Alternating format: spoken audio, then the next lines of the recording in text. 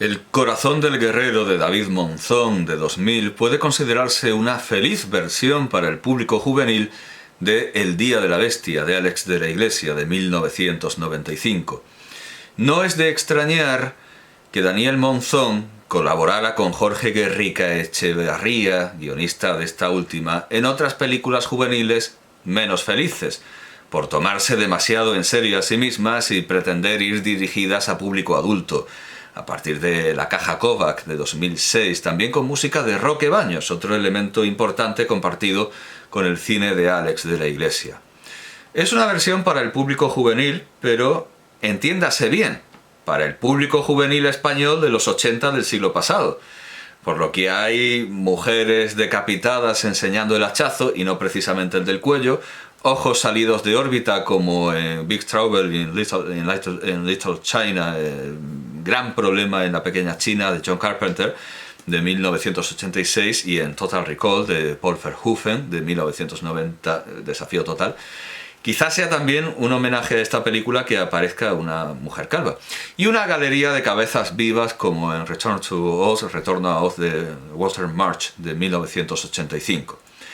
Precisamente de otra versión de la obra de Baum, anterior a la moda ochentera de hacer películas de terror para niños, la clásica de Victor Fleming de 1939, que a su vez se inspira en un cortometraje de dibujos animados, pero bueno, partamos de la versión clásica de Victor Fleming de 1939, que de ahí viene el combinar un mundo real y otro fantástico con los mismos actores, no mediante la ingesta de drogas, como se introduce lo fantástico en el manuscrito encontrado en Zaragoza de Potocki y en El día de la bestia, sino mediante sueños, conmociones cerebrales y trastornos psiquiátricos, lo cual aparentemente es más adecuado para el público joven, aunque en Alicia en el País de las Maravillas no faltan las sustancias de efecto sospechoso y el protagonista de El corazón del guerrero le da una calada a un porro, si bien no es de razón pensar que le suba tanto como para justificar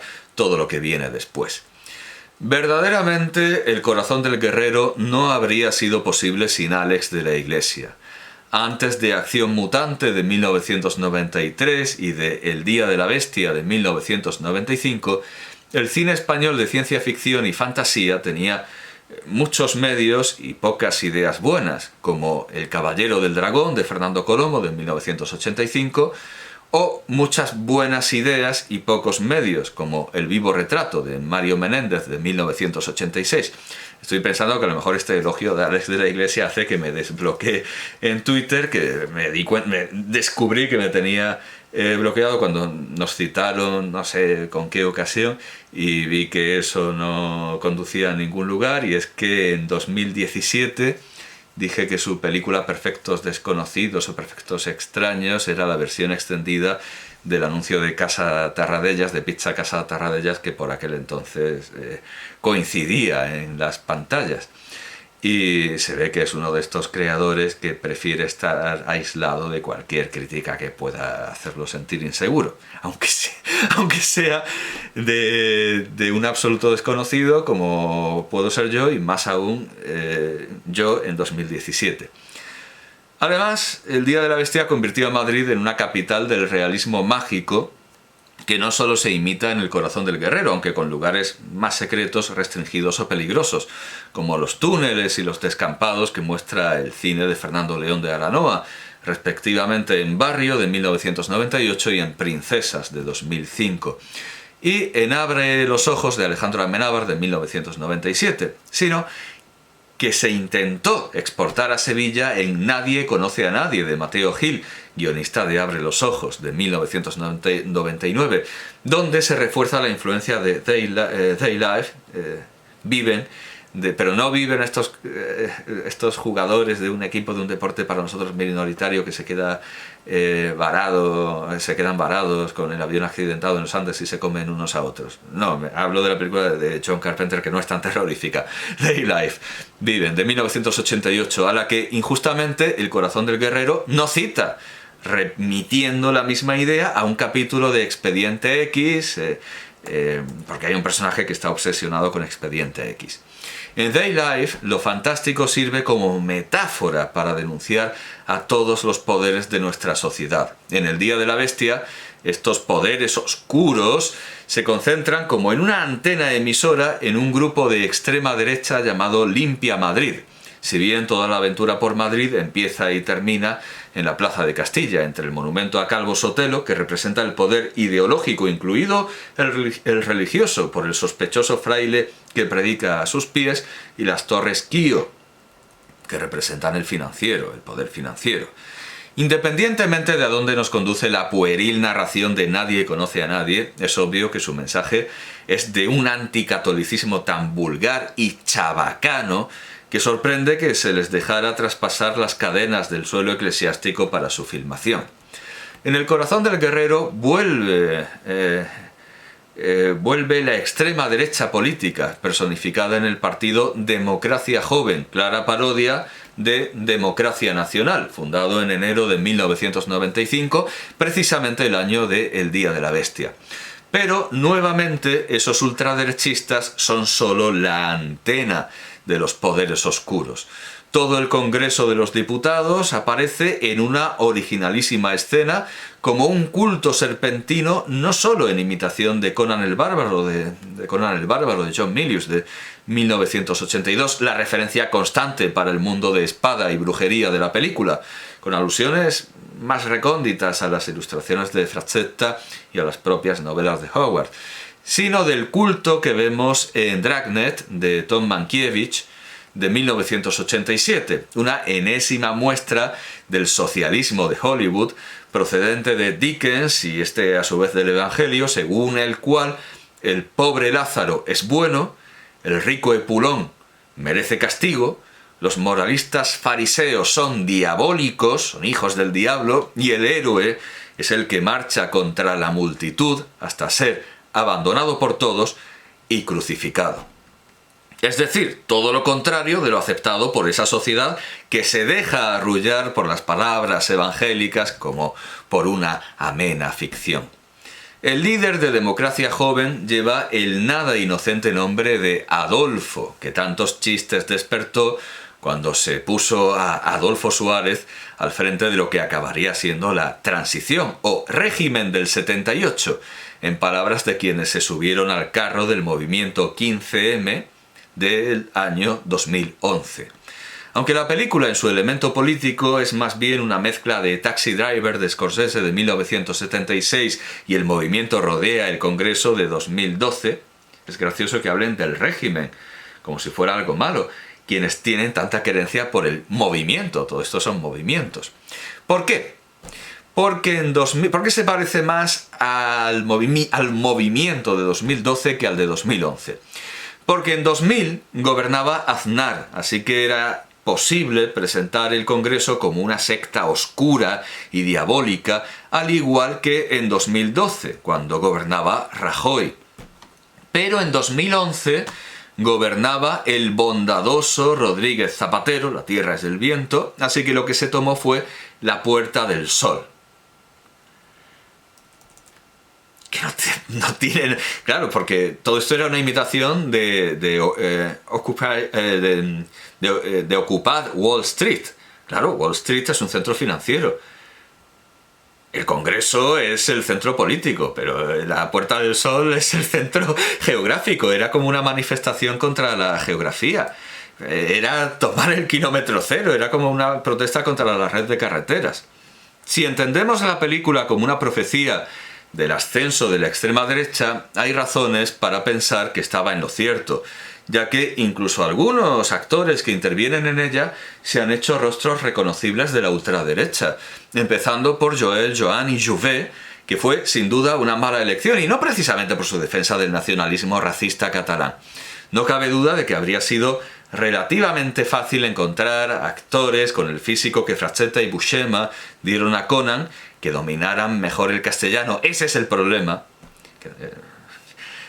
Que habría gente con un físico que cuadrara muchísimo mejor, y de hecho me parece que hay un extra no acreditado que podría haber hecho ese papel mejor, que es el tío que se enrolla con la tía del balcón, y que seguro que tenía un castellano mejor que el de Joan.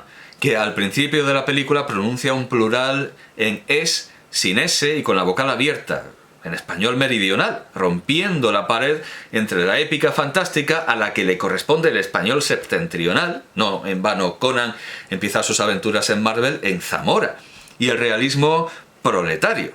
Por culpa de Joel Joan, y no de los adolescentes que hablan como adolescentes y aún muy bien, acabamos dando en pensar que la película podría estar mejor doblada. En cuanto a Santiago Segura, pasó de supuestamente denunciar y satirizar a un ultraderechista con su personaje de Torrente a asumir paulatinamente que tenía un torrente dentro, tenía un torrente interior para finalmente encarnar los valores más conservadores. Como diría Alex de la Iglesia, tenía un señor dentro. Bueno, pues Alex de la Iglesia, Santiago Segura tenía un señor llamado Torrente, tenía un torrente dentro. No, claro, suena a Antonio Machado, una fontana tenía dentro de mi corazón, no, tenía ahí un gordo sudoroso. Asumió eso paulatinamente para finalmente encarnar los valores más conservadores en las producciones de A3 Media. Un mundo en el que las marionetas retrógradas se combinan con las drag queens, dando por bueno lo que se dice en El corazón del guerrero acerca del toque gay con el que se intenta captar a los jóvenes junto a las novelas de Lucía Echevarría. Entonces Lucía Echevarría molaba. A la gente, a la muchachada, no a mí, claro. Pero a pesar de que el partido se llame Democracia Joven y su líder se llame Adolfo, no se representa en realidad ninguna postura ultraderechista. El partido se presenta como una multinacional, como efectivamente son los partidos de ultraderecha. Una multinacional de nacionalismos en los que se codean los independentistas catalanes y piamonteses, los ultraevangélicos brasileños y los ultracatólicos húngaros. Pero si tiene algún parecido explícito con un partido real, es con Podemos, por la apropiación que hace este partido de la palabra gente. Esto no es nada sorprendente. Todos los rasgos que Umberto Eco, en un desacertado artículo de 1995, presentó como propios del fascismo, son también aplicables al comunismo. Las escenas de la captura del protagonista y su juicio tienen menos que ver con el incendio del Reichstag que con el principio de The Warriors, de Walter Hill. Aquí se tradujo como Los Amos de la Noche. Bueno, no tiene nada que ver, vamos, Los Guerreros, de Walter Hill, de 1979, y con el final del Día de la Bestia. Las escenas en el psiquiátrico demuestran que no se ha implantado una dictadura más terrible que la de Day Life suponía ya existente.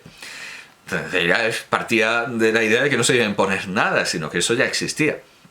Aunque naturalmente pueden estar sujetas a la misma discusión que el final de Das Kabinett de Dr. Caligari, el gabinete del Dr. Caligari de Robert Wiene de 1920. El totalitarismo, o fascismo eterno, o urfascismo, siguiendo el ambiguo término de Umberto Eco, y la locura, son quizá asuntos demasiado complejos y retorcidos para una película destinada al público juvenil.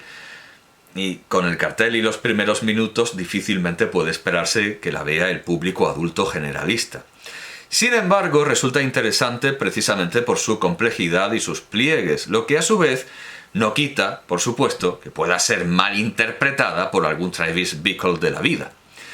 Esperemos también que nadie admita como explicación pseudocientífica para la conducta del protagonista las necrosis fulminantes en los tejidos de la cabeza y del corazón que provocaban, estas son palabras textuales, que provocaban los juegos de rol, según Rafael Torres en un artículo publicado en El Mundo en 1994, con ocasión del horrendo crimen perpetrado por Javier Rosado Calvo y Félix Martínez Reséndiz, ambos actualmente en libertad. Aunque se ha acusado tanto a esta película como a Nadie conoce a nadie de demonizar los juegos de rol, En el corazón, de hecho, los sevillanos dicen que no pueden jugar a rol por culpa de esta película. Hay gente que se queja muchísimo de nadie conoce a nadie, pero yo no voy a defender nadie conoce a nadie. Me parece una basura. En El corazón del guerrero hay una escena en una parada de autobús, lugar donde se cometió el llamado crimen del rol, que en un principio puede considerarse una defensa de su inocuidad, así como por antífrasis la ciencia materna que afirma que al protagonista se le va a pudrir el cerebro. Si el director y único responsable del guión, Daniel Monzón, llegó a creer en el sinsentido de la necrosis, afortunadamente no lo afirma, así que no nos obliga a apartar tamaña estupidez para poder seguir disfrutando de la película. Hemos dicho que esta obra está empapada de socialismo de Hollywood, por más que reproduzca la forma del gabinete del Dr. Caligari y sea indiscutiblemente útil para hablar a la juventud del genio maligno de Descartes, del pobre que sueña que es rey de Pascal y de las obras inspiradas por esta paradoja, desde Las mil y una noches hasta El Marqués del Grillo, pasando por Shakespeare, Calderón y Holberg. Pero, curiosamente, y por más castizo que suene eso de «se te va a pudrir el cerebro», que recuerda, obviamente, el «se le secó el cerebro» del Quijote, ese discurso concreto también procede de Estados Unidos. En 1982, Stephen Hilliard Stern estrenó Mazes and Monsters, Laberintos y Monstruos, que en un principio iba a llamarse Mazmorras y Dragones, pero que cambió su título para prevenir una merecida demanda penal. La película, protagonizada por Chris Makepeace y Tom Hanks, se basaba en un libro de 1981 que a su vez se basaba en los absurdos bulos e infundios contra los jugadores de rol que vertió la prensa con motivo de la desaparición del estudiante James Dallas Egbert en 1979. Bueno, James Dallas Egbert, tercero, pero a nadie le importa ni el segundo ni el primero, ni siquiera el tercero.